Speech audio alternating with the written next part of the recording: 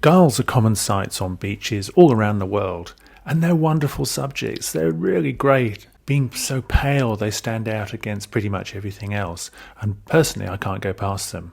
And I wanted to make a painting out of this particular one here, with all the darks behind and the lovely colours we've got there with the sand and the rocks and the sea. So how did I go about it? The first thing to do is decide on my composition, and I wanted to focus in a little bit on the bird, but keep the environment, keep the surroundings going, because that was what made it interesting for me. The bird was the animated bit, the live bit, but the colours and the textures and the feeling of the atmosphere with the wet sand and the water behind, that was all part of it too.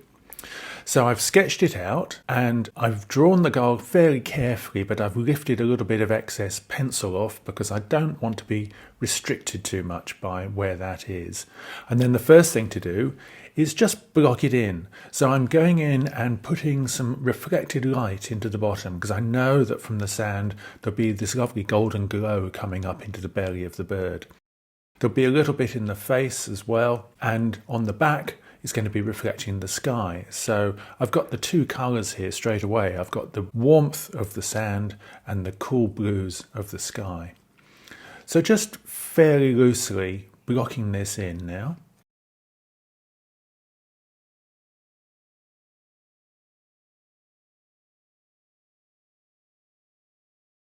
When the light is hitting the bird, the white chest is going to stand out and it's going to have a hard edge to it.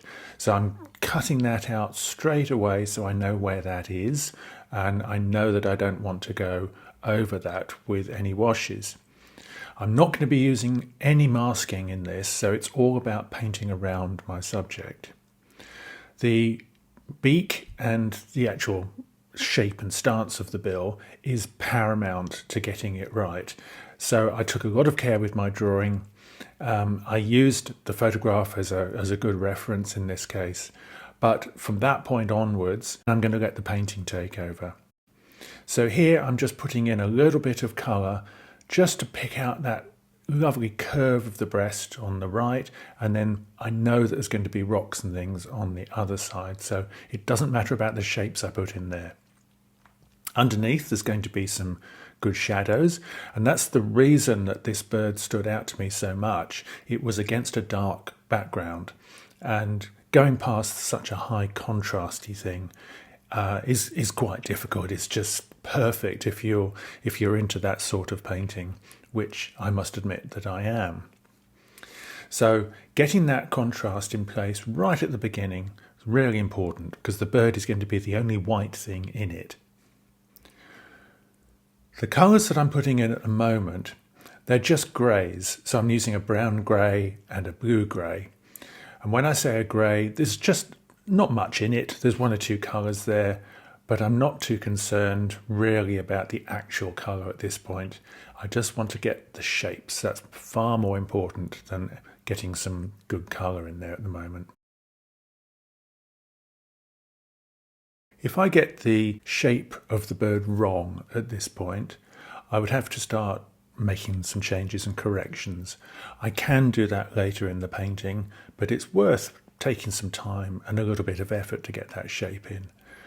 Quite often in my paintings I will go back and adjust them, maybe use a little bit of gouache, a little bit of lifting out, rearrange things ever so slightly, but the vast majority of it has to be done at this early stage. And in something like a gull, the head shape, and I've already said the beak shape, super important. If you get those wrong, if they're out of proportion or the wrong angles, it's just not going to look right. So I have to get that. But now I've blocked the bird in, so that's great. And then I can let go a little bit. So jump to a bigger brush now and start blocking in with some wet wash. So I'm taking some raw sienna and just floating that across for the sand below it. I can go all over the place with this one because it doesn't really matter what I'm going to do. All the colours around it are going to have a lot more pigment in it. So the sand is one of the palest things. So I can just place all this in really nicely, fast and loose, and then see what happens afterwards as I work back into it. I'm changing the strength of it a little bit there. I added a little hint of yellow into it, and that just lifts it a tiny little bit as well. I do need to be aware that I'm going to have a colour change. So coming in now with a little bit of blue, trying not to overmix it. So if I streak it in carefully like this, and there's a little bit of rose going in there too to make it purplish, then that will push that sienna out of the way. There will be a certain greyness to it, but it will, at this stage in a wet wash, it will push a lot of that colour out of the way. The more I touch it, the more mixing I'll get, so I've got to be careful there. So the aim of this is to bring down the reflection of the sky into the water. A little bit of lifting with the brush there too. The brush is damp, but it's not sopping wet.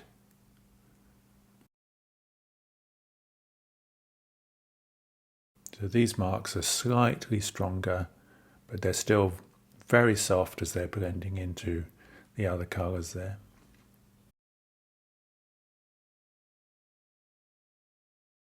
Because this is all in real time, you can see that I'm taking a little bit of care.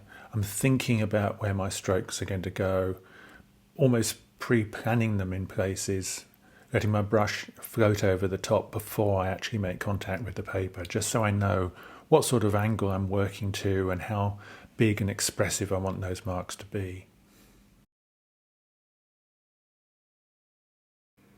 I am, of course, as well, deciding on my composition and my shapes as I go, because there's nothing's actually set in this. This is really down to me. Even though I've got a photograph of the scene as a reference point, I'm barely looking at it. I'm thinking much more about what I'm putting in here and how it's working within the confines of my paper size. To that end, the gull I've deliberately put about a third of the way in from the right, and it's way above the halfway line too. So there's a lovely diagonal happening already leading up to that gull, and that's all very deliberate. But now I'm coming in with some of the green rocks covered in algae down at the bottom. In the bright sunlight, those greens can look intense, and they're really, really striking, especially if they're contrasted against something else. So just blocking some of that in early on to get some real wet in wet stuff happening there. I'll refine a lot of that later, but getting it in boldly and with a big brush is a great idea to start with. Once it's there, there's not much you can do about it, so you're sort of stuck. You just have to make sure that you're confident enough to put it in the right sort of places. And, and that's saying something, because it's not so easy. So I've made that green up with some yellow, some Hansa yellow, and a little bit of phthalo blue. So that will give me something quite clean and bright. It gets toned down if there's raw sienna involved, and it makes it a little bit more of a natural colour. And I prefer to work it that way, so that I'm taking something bright and just dimming it slightly, rather than trying to bring a grey back to life again with bright colours going into that, because that really works. So I'm thinking where I want all of those greens to be, and you can see I've made a sort of a circle of them around the gull. Just put a tiny bit of dark in, because that will help straight off to pick these things out, make them a little bit more contrasty, and it's going to be offset by how dark the rocks and the shadows are going to be. So bringing some of that in early is a great idea as well. You can see how light and bright some things are going to be as a result of that. Most of these marks can be changed and adjusted later on anyway.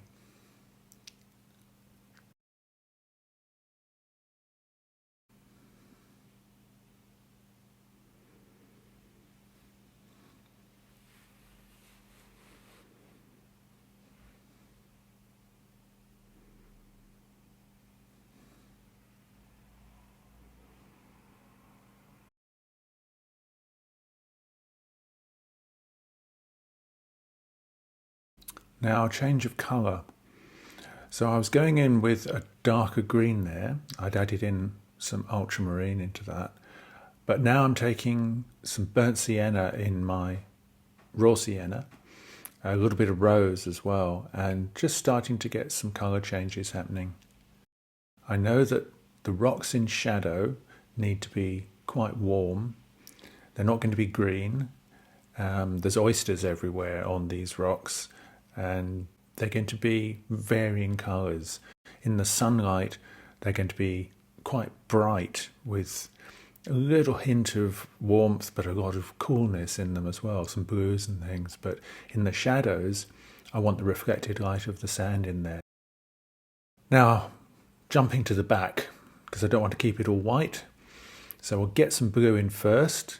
That's going to be the water in the distance. A bit of cobalt and some phthalo blue. I'm just judging how much I want to have of that. If I make it too strong, it's going to be overwhelming in the whole picture. So I know it's going to fade, but I do want to have it reasonably powerful at this point because of that fading. I don't want to have to come back to it again either.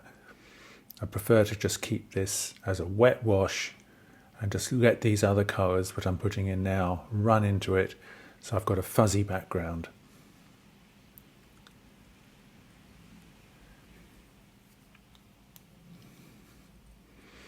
So these are the basis of the rock colours. There's a lot of rose or alizarin in that, with some burnt sienna and some ultramarine.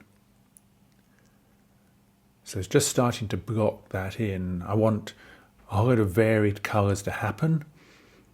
So warm colours coming into that now, as you can see. Fairly big brush marks in this, but I'm going to have the impression of oysters and areas within the rocks which are all broken up. So I want a series of marks of one sort or another, slightly different colours, slightly different marks, a few bits of paper left totally clean and bright.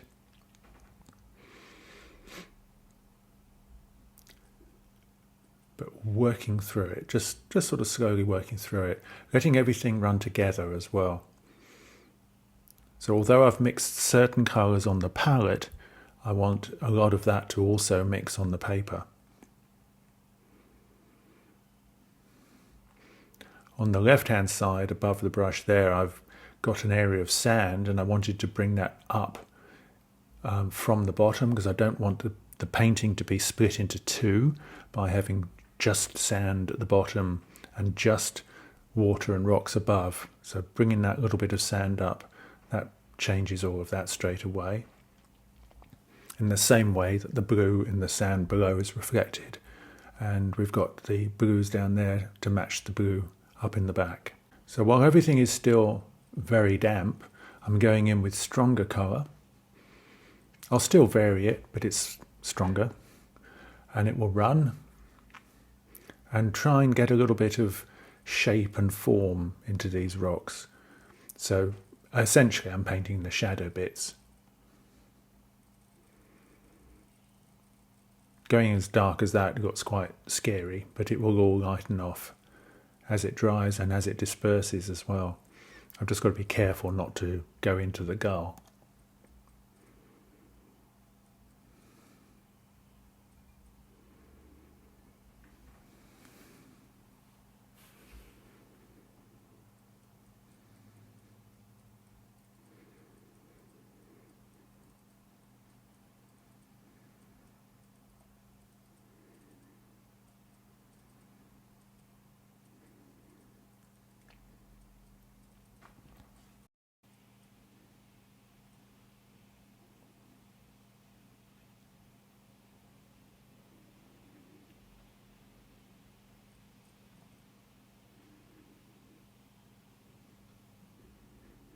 I'm very deliberately thinking about textures.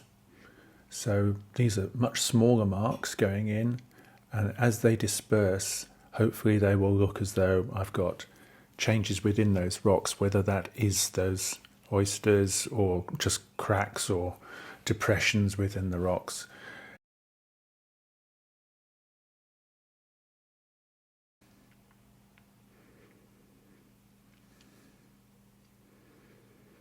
You see that I'm avoiding the actual gull.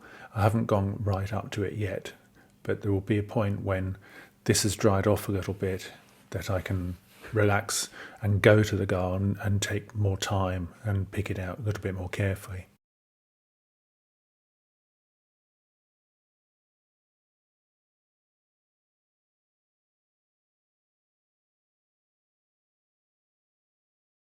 So this whole period of painting, all of this much stronger wet in wet with these colours, is the essence of the entire painting. The gull, although it's my subject, the gull is the gull, and I can always sort of fiddle with that and fix that a little bit. But I can't with the background because it's a soft wet in wet like this. The placement of all those marks is just something which I'm never going to be really going back to and changing much. So if I don't get this right, then there's no point in carrying on with it. For that sort of reason, I'm doing a voiceover now, because I wouldn't be doing that because I was concentrating so much when I was actually doing this, and there would have been way too many pauses while I thought what I was actually doing.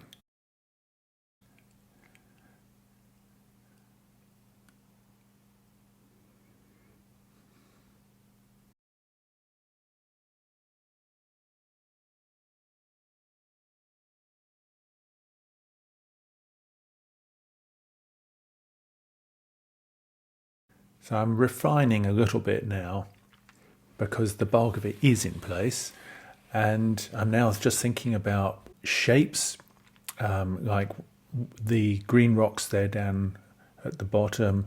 They've got an angle on them, so they're standing above the sand, so I'm just putting a little bit of suggestion of that in place there, helping them match some of the rocks at the back, but I don't want anything down at the front to be too strong and to dominate too much, so I've got to be a little bit careful with that.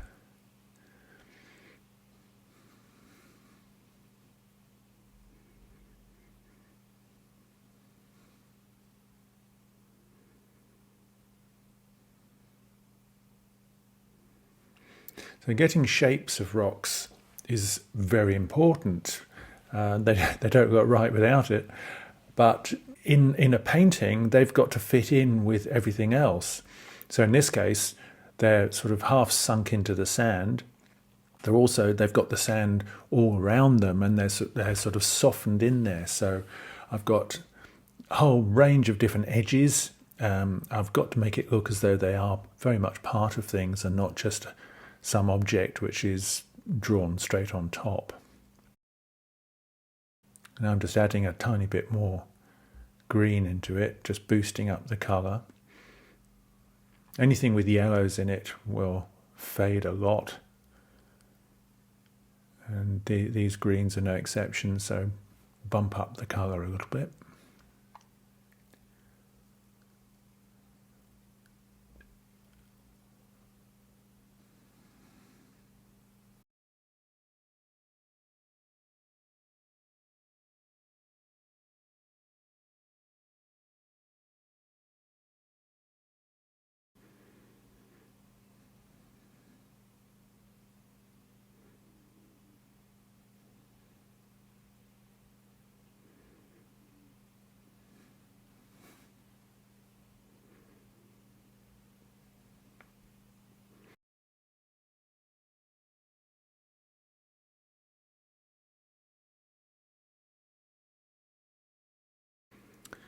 Now I'm just taking a spray bottle and just misting that area at the bottom so that some of those colours can run into the sand a little bit more.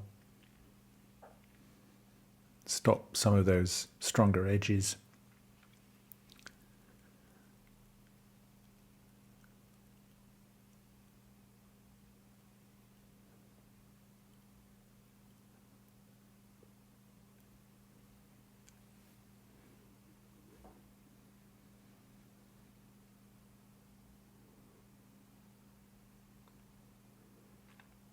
Bit more misting.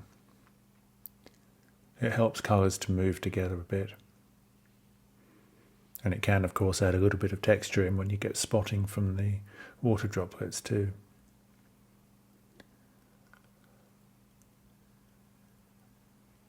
And there I'm just encouraging those droplets to move a little bit.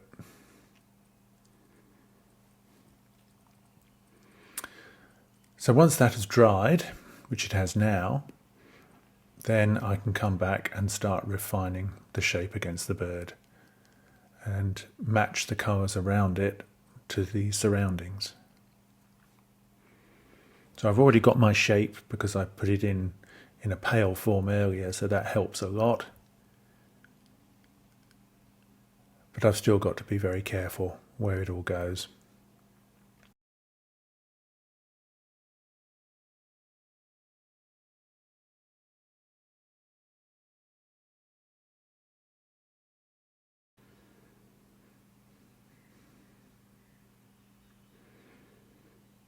Now there's going to be a cast shadow from the rocks coming across the sand, and that's what I'm trying to find here. I've got the top edge, which is describing the shape of the gull, but the bottom is going to be where the shadow is. So I've got to think about the shapes of both those bits when I do this.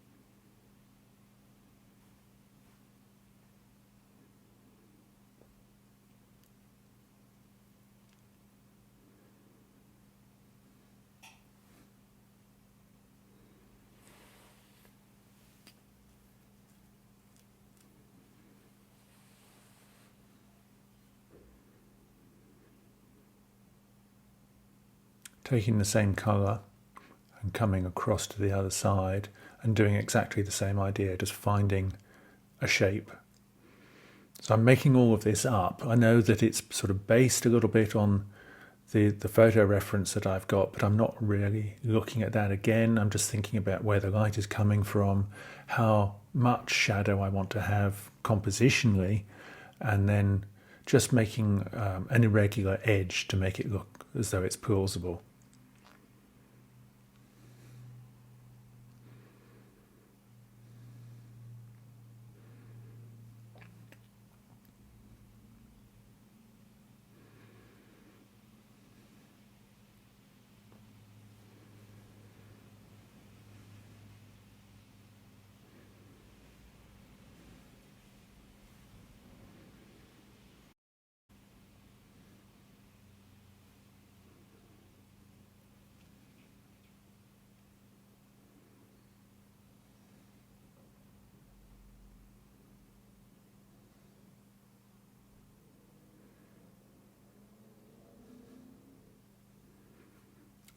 So there's a fairly critical bit, cutting around that beak.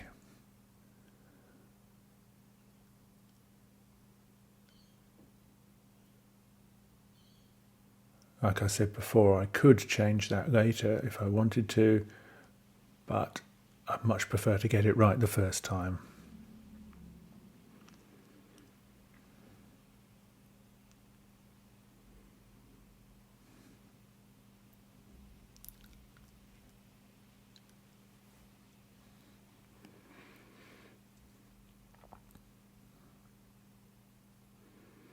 So I want to get that head particularly nicely cut out, but I want the background to look as though it does go right behind it and go from one side to the other. So I can't have any changes in the colour there. It's got to look as though it's all the same thing. So I'll leave that to dry off and then just come back into the bird and just start blocking in where a little bit of that reflected light is going to be in the face.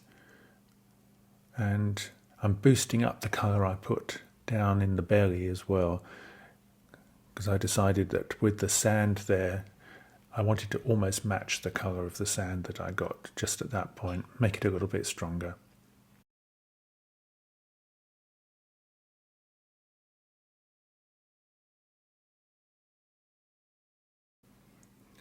The initial colours that I put on the back of the bird have basically faded away. They were just a dirty grey and they've almost gone. So I'm now starting to make those a little bit stronger, putting in some blue, like the colour in the background to begin with.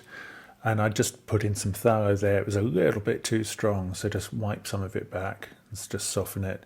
Just got to adjust that to make it look as though it's correct for the painting.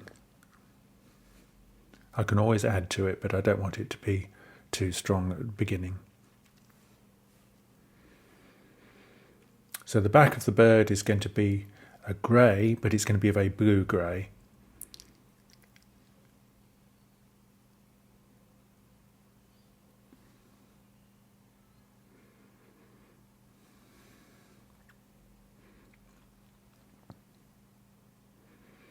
So treating it just as a wet wash, just like everything else. I just have to have everything in place, that's all. So when it comes up to a point which is hitting the sun, then it's got to look as though the sun is floating across a few feathers and going into shadow. Wiping back can help blend things in the process, and I can always add more over the top.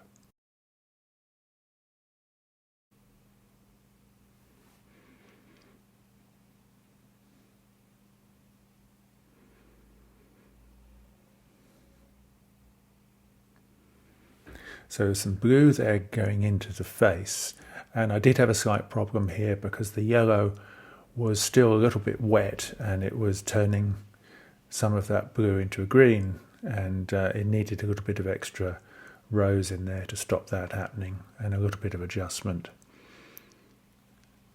And those sort of colours can be quite tricky when you've got a blending of things and you don't want them to do what they naturally want to do.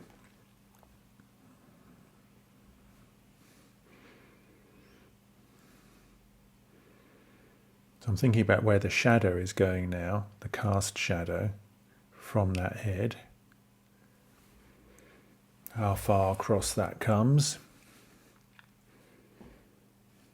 That's something where having a photo reference helps enormously, because it's very hard to make it up properly, no matter how much you know the anatomy of birds.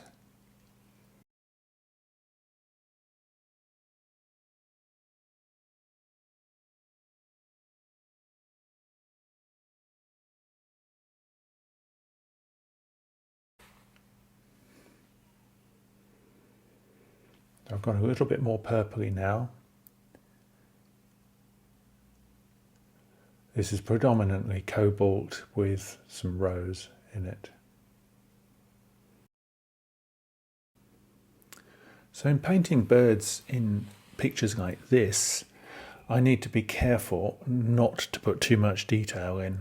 I want the bird to look as though it is part of the same painting as the background, and I'm trying to keep all of the detailing to a very limited degree here. I'm just trying to imply it, have some colour changes, and just generally have the right shape, but not think about the details. I know all too well how to do details, as I've done so many illustrations in my life, but that's not the aim of this. This is much more about getting the feeling of light and atmosphere and life. So now I'm darkening off and putting more shapes around the bird. The line work, as it were, that I'm doing there, I'm trying to think about the fact that we've got a bottom to where those rocks hit the sand, and that there are a few sort of oyster shapes there. So breaking some of those marks up by using the side of my brush, having a dark bottom to them, going around a few of the shapes that are already there with a few darker marks, making a variety of different marks in it. So sort of slowly building up the impression of things, adding a bit more tone in there, but again, just like I said with the gull, not overdoing it.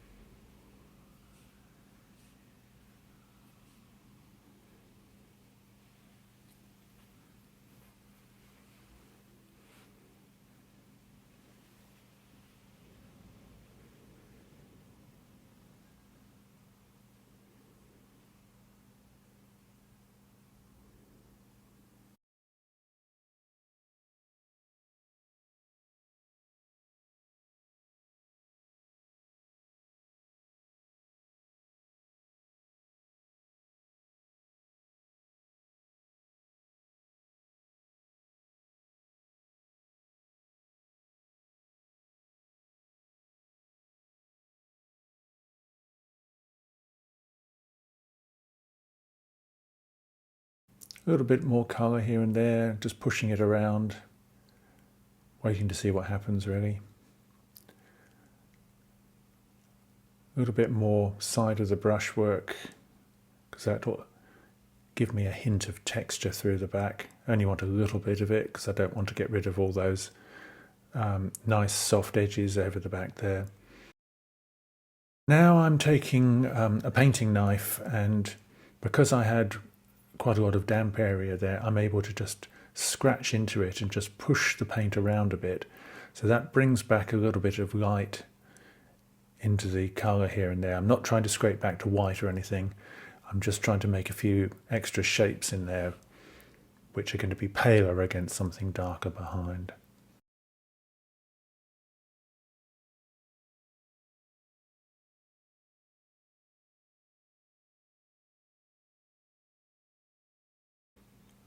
Bit more intensity of those areas deep in shadow as they come to the sand.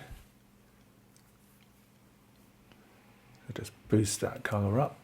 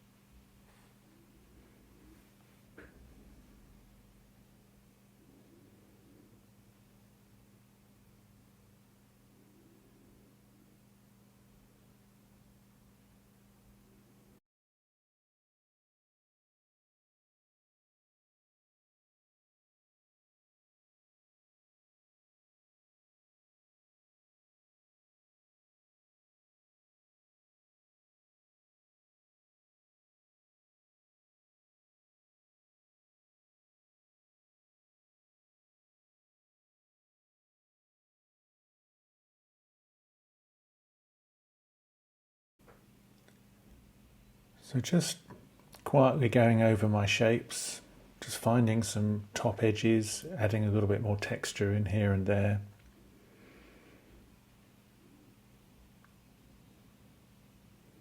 Boosting a little bit of tone up like that.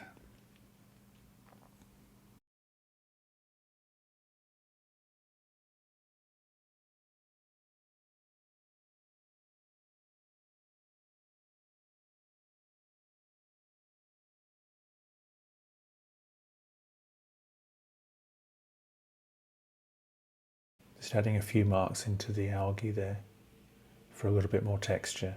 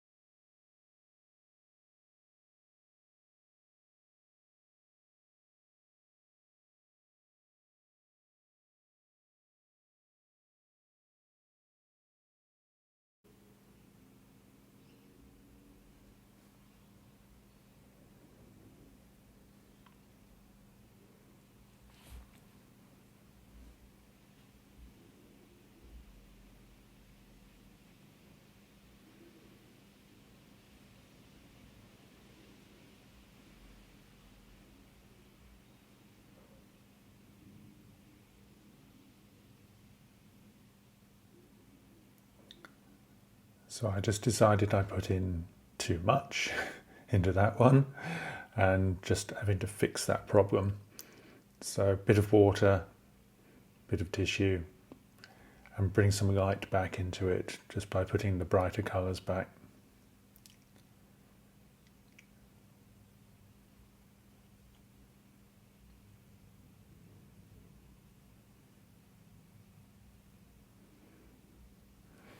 It's just the same mix that I was using at the start.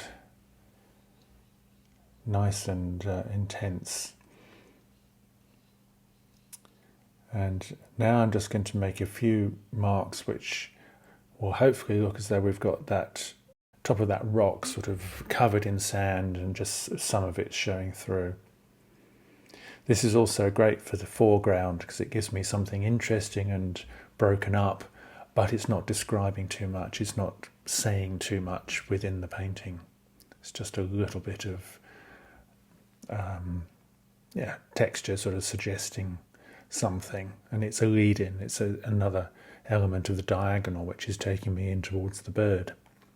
So I'm just spraying that as well, again just along the bottom like I did before, and then just encouraging a little bit of movement with a clean brush. Just soften things in.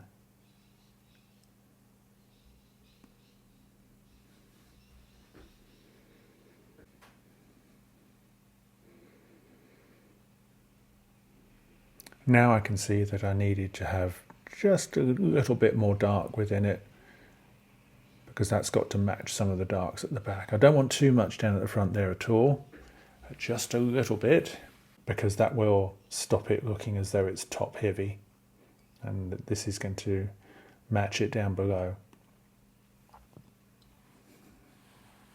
It's always about balance, compositionally, tonally, and with colour.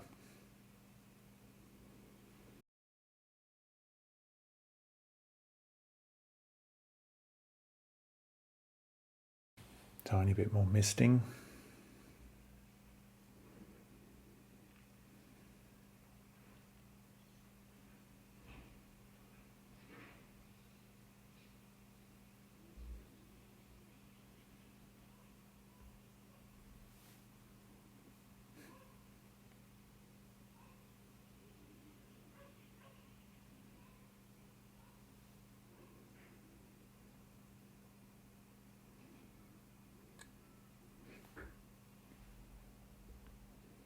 And a bit more refining of shape as well.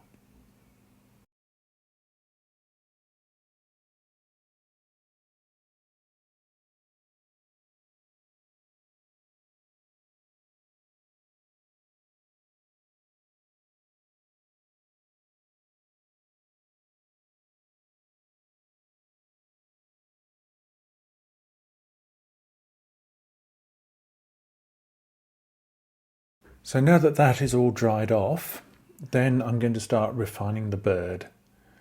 So putting in the red for the legs, and then the red beak. I want the bird looking as though it's standing in the wet sand, so I'm not painting the feet strongly. They're just going to be suggested as a line or so. And the beak I'm doing in a couple of layers, so just tint it first, leave a bit of brightness on the top edge so that the sun is hitting it. And when that's dry, then I can come back and fill in.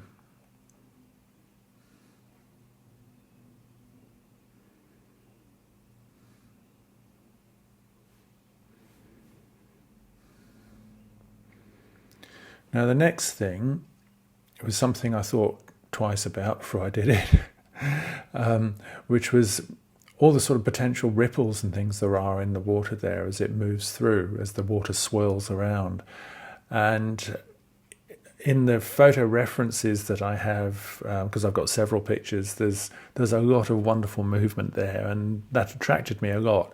But for this painting, I just wanted to keep it really calm. So I'm using just a few lines on top of the wash, just to imply that there is some movement there in the water, and I'm desperately trying not to overdo it. So I've got to get those in the right directions. They've got to feel as though they're natural and they're flowing. And I'm putting them in just with a a medium-sized brush. I think this was a number 8 brush.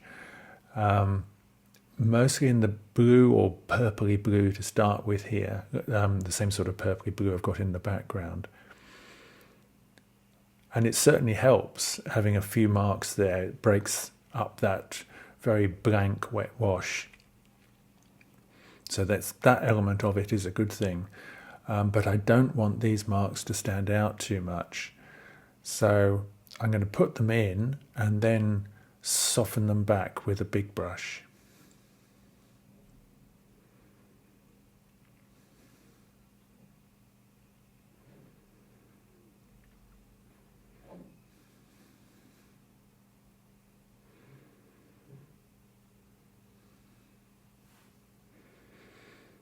Now I'm going to do 2 colours as well, so that was the sort of bluer version, and now I'm using some stronger sienna to get the effect of sand in there as well.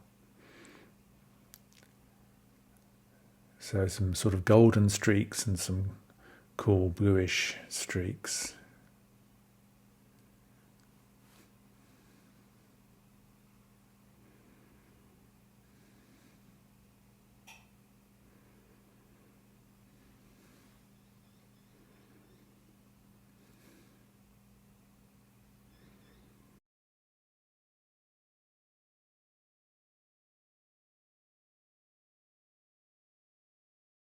So this is the wet brush, and this is wet, and I'm trying to just float it over the top. It's a soft, big brush.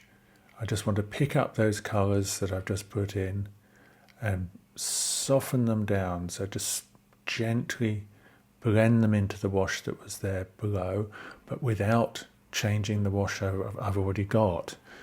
So I don't want to scrub at it or anything. I just want to do this really quite gently.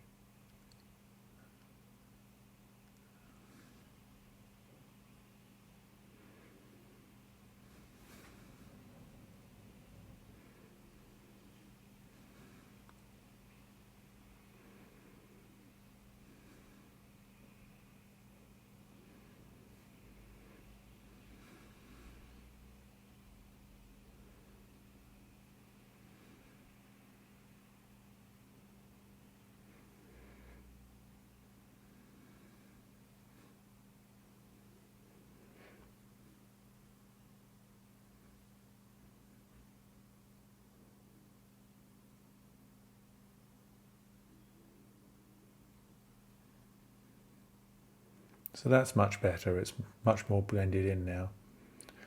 And I'm just balancing some of the strength of the sienna on that left-hand side.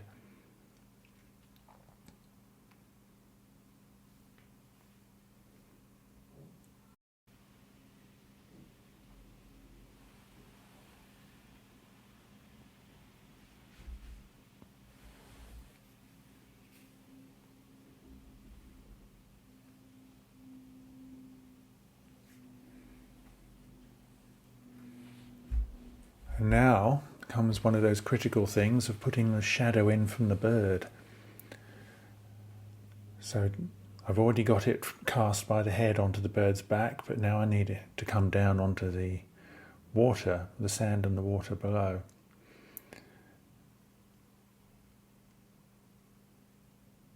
I want it to look and feel as though it's definitely there, it's definitely the bird, but I don't want to make too much of it. I don't want it to have such a strong shape that I've got a sort of head and beak showing and things like that.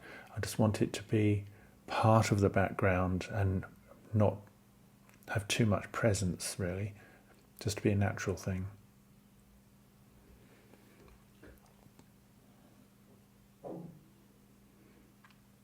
So I've done it in a purplish grey, and what I'm doing next is I'm going to match some of that colour on the shadows that are coming from the rocks as well. So I've got all the warmth in there, but I'm also going to add a little bit of that purple in as well.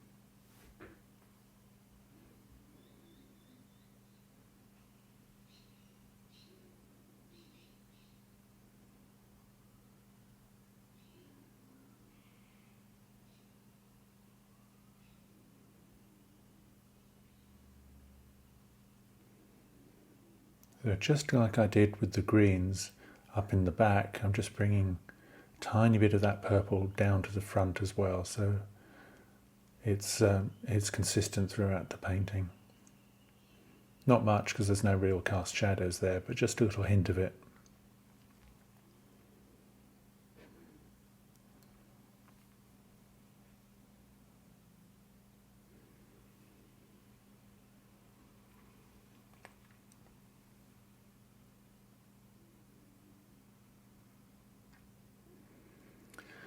Now, I decided that the patch of sand I had on the left there was a little bit too dominant, so it's better if I put a cast shadow over it. So that takes a lot of it away, but it also brings the purple up to the back. And if anything, it actually helps to lead towards the bird a little bit more from that top left angle.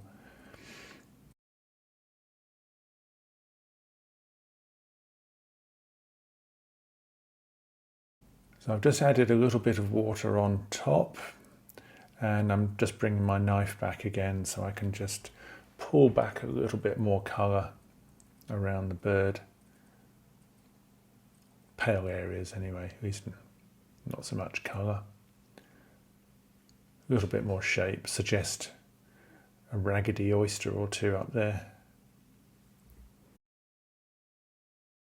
When I do this, it's pushing quite hard against the paper, so there's definite score marks on the paper from this. So there's no going back once I've done it. And now back to the bird, because the bird, of course, is looking quite weak still in comparison. So now I need to pump up the volume on the bird.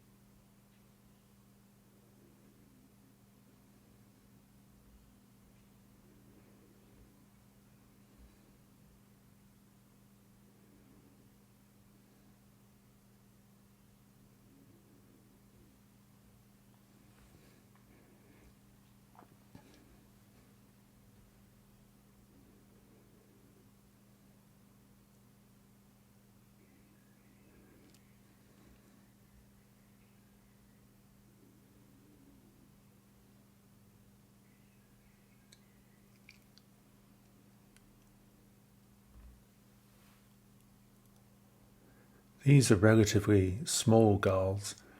In Australia they're called silver gulls, which is a lovely name for them, and they're lovely and bright, beautiful with white eyes and red beak and legs.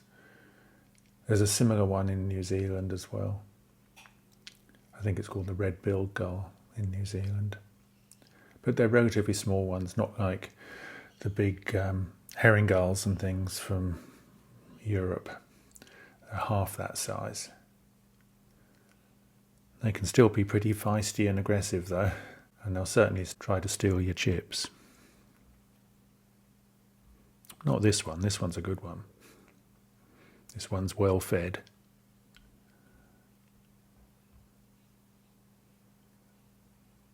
So you can see I'm building up the blues here. It's a fine line getting that right without making it too blue. I want that gradient, like I've already said, of a little bit of warmth in the face, but going into something cool. And because the back is a grey, it's a very blue, pale grey, I've got to tone it down, but the sunlight is keeping it super bright, but the shadow needs the purples because that's what I've got in all the other shadows. So I've done that, and now just adding in some of the dark primaries in the wings and a little bit more strength of the reds because that had all dried off. Makes all the difference when you get that red in. On this scale, getting an eye, getting the details in something like the eye is really hard. So I just have to work at that until it feels right.